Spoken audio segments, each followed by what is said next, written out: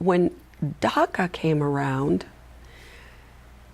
it was like a veil had been lifted, like a black cloud, a weight was just lifted off of those children.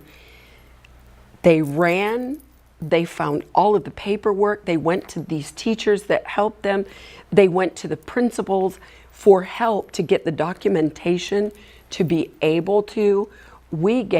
I can't tell you how much money we fundraised so that they could pay for it. Their families were really excited, so they paid too. And they truly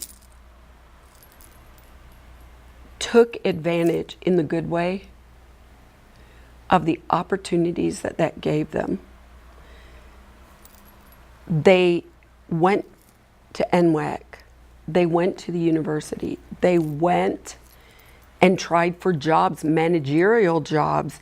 They sell cars now. They don't have to be on the lower echelon, and they're using their given talents.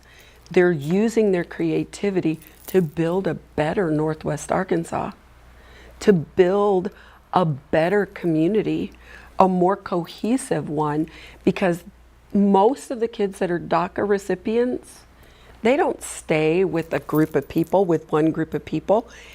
I just went to a wedding Saturday. Are you kidding?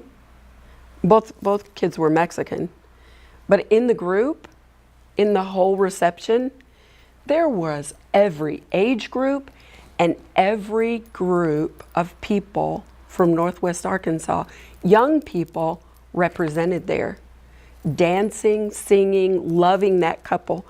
You go to quinceañeras now, everybody's there. You go to any kind of function downtown, anywhere, and everybody, because these children are becoming the glue that binds this community together.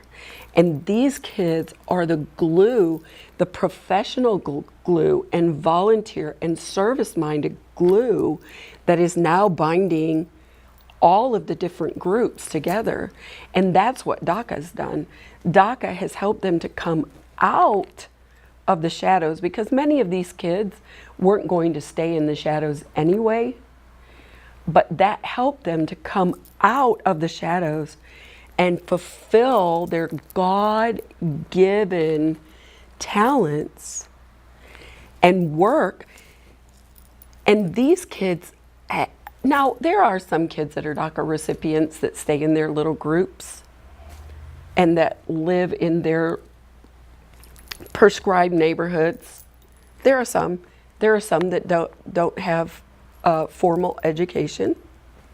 Some are our workforce that work in construction, but you know what? They don't have to be the workers. They can be the supervisors now, proudly become the supervisors. And so in what I've seen, because I'm very blessed to still be invited to weddings and to,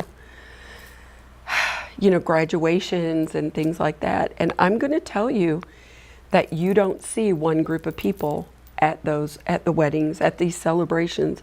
These celebrations are a mixture of all different types of people.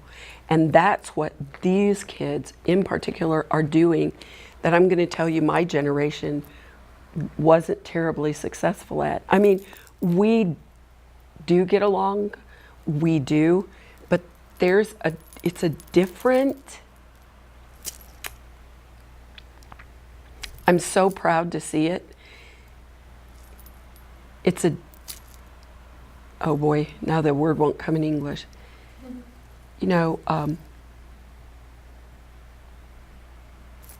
It's a different dynamic when you go to weddings now.